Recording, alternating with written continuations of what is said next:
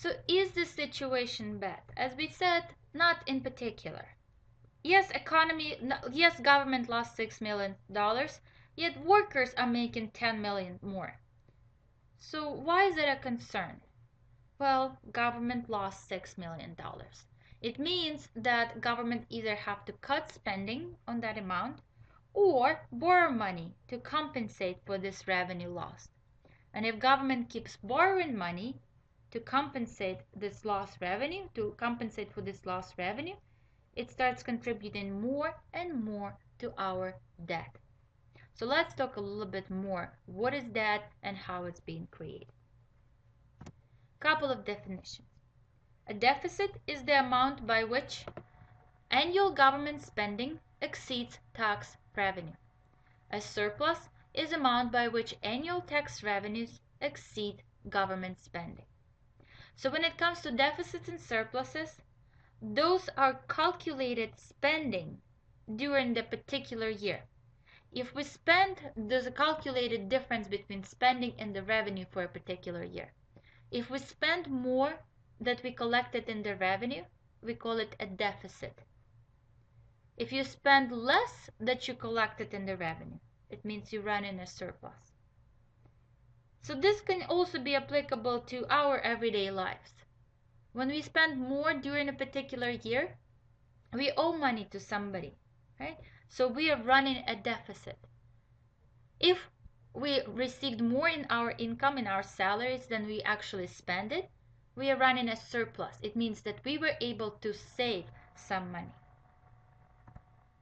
When we accumulate all of those things, when we add them all together, a year after year after year, we're able to calculate what we call public debt, the total accumulation of past deficits and surpluses. So those deficits are going to add to our debt, and surpluses are going to reduce the debt. Last time we saw a surplus, the United States government running a surplus, was during Clinton's administration. There was a year or two when our government was able to collect in tax revenue more than they actually spent it.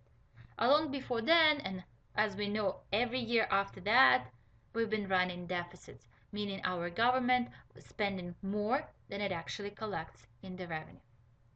The public debt includes all the treasury bills, notes, bonds, and U.S. saving bonds. It's the means for the government to finance its deficits. So to finance the deficits, government needs to borrow money. If they're spending more than they make in the revenue, whatever that extra amount of money they're spending, they need to borrow in order to compensate for it, right? If you're using your credit card constantly, it's pretty much like you borrowing from a bank to spend money on whatever you're looking to purchase. The government doesn't use a credit card, they use bonds or treasury bills or notes in order to finance their debts and their deficits. And we say that persistent deficits lead to rising government debt, so lead to rising of this public debt. The more deficits we have every year, the more we contribute into our debt. So our national debt is going to be the sum of all deficits and all surpluses from previous years. As we said before, we're going to add deficit and subtract surpluses. Let's look at the example. On January 1st, 2009, U.S. national debt was $10,699 billions, which means it's 10 trillions dollars. In 2009, U.S. government ran a deficit equivalent to $1,400 billions. Let's calculate U.S. national debt in the beginning of 2010. All we do is we take a debt that we had in 2009 and add the deficit from 2009, and we get the debt that we have in the beginning of 2010. So if you owned some money in the beginning of last year and you have deficit again, you just add into that debt. You just add into the money that you owe. If miracle happened, and we know it didn't, but if a miracle happened in 2010 and U.S. government ran a surplus, let's say of $2 trillion, then U.S. national debt would be reduced. If we had a surplus, we would subtract it from the debt that we had. So we take this debt of 12 trillions of dollars and subtract 2 trillions that we received in a surplus.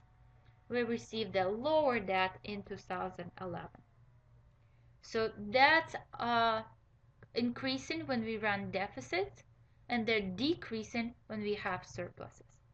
Even if a miracle happens within the next couple of years and US will start running surpluses, those surpluses most likely not going to be as high as 2 trillions of dollars. We would be lucky if we reduce the deficits that we currently have.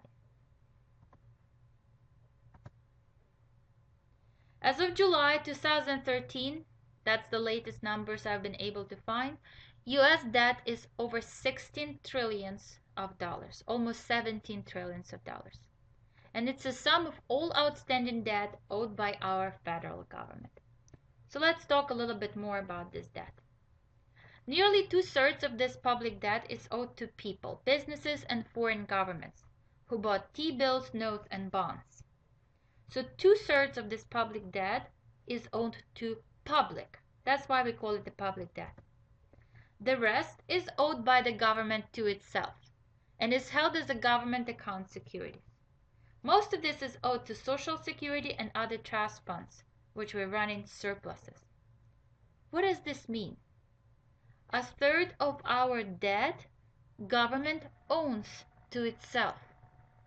If you translate it into the real world situation, it's almost like you own money to yourself. How is that possible? Well, let's say that you are set up a retirement account and every month you put $500 into that account or whatever amount of money you put in. Sometimes you're running low on cash and you decide to take away from that retirement account. But of course, you promise yourself that you're going to put it all back the first opportunity you have. So in that way, you're kind of borrowing from yourself. That's what government does too. Even though a lot of our politicians are talking about problems with Social Security, right now that problem does not exist. That problem will exist 20 years from now or somewhat like that. By some economists, it's estimated that the problems with Social Security will begin close to 2030. Right now, Social Security is actually running a surplus, meaning that people in the United States pay more towards Social Security taxes than those benefits are being received, meaning there's less people who receive those benefits than pay those benefits. So in a way, Social Security is running a surplus. So where does that surplus go? It doesn't go towards a certain vault where it's going to stay until some other people are going to retire and will demand those benefits. No, it doesn't go there. What it happens is that surplus that received from Social Security account goes towards the covering some other expenses that our government has. So in a way, the government finances certain activities from other activities, and that's how it owns money to itself. Why are we concerned about these budget deficits? Why are we concerned about public debts? Due to many years of budget and trade deficits, US is now the world's largest debtor nation. Means that we own more money than any other nation in the world. Why is it not good? Well, to start with, we have to pay interest to our creditors. Net interest is about 6% of overall government spending. It's the fourth largest budget category. Once again, think about it in real terms.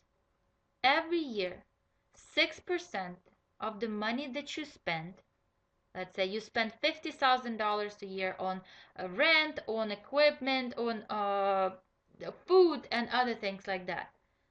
If you spend $50,000, out of that $50,000, 6%, which is about $3,000, goes only to pay off your credit card debt. That's a lot of money. And that 6% is going to, in United States is going towards the interest rate. And that's the payments that our government cannot avoid making. That's our obligations. So no matter what, government will have to spend this money. Another problem is that about 50% of our debt is owned by foreigners.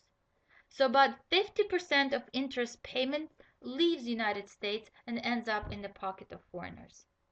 Is it great? No, not so much. So all that money we may never see again. It would be nice if they came and spend it on our goods and services, but of course that's not guaranteed. Another problem is that with rising debt, interest rates are likely to increase, and which is not good for United States investment. How is that working? Government keeps borrowing money. Pretty soon people may stop trusting government to ever pay off its debt. Especially right now with a situation where we have to raise a spending limit and so on and so on. If we don't, that will create some problems where people will stop trusting the United States government to ever pay back their debts. Well, what's going to happen? U.S. has to attract those debtors. They have to attract those people who are still willing to lend us the money. How do we do that? We offer higher interest rates. And when interest rates are higher, less people are willing to invest. And remember, by investment, we mean purchase of physical capital. So when interests are higher, we spend less on things like computers, equipment, houses, and other things like that. Not good for U.S. investment, not good for our future productivity.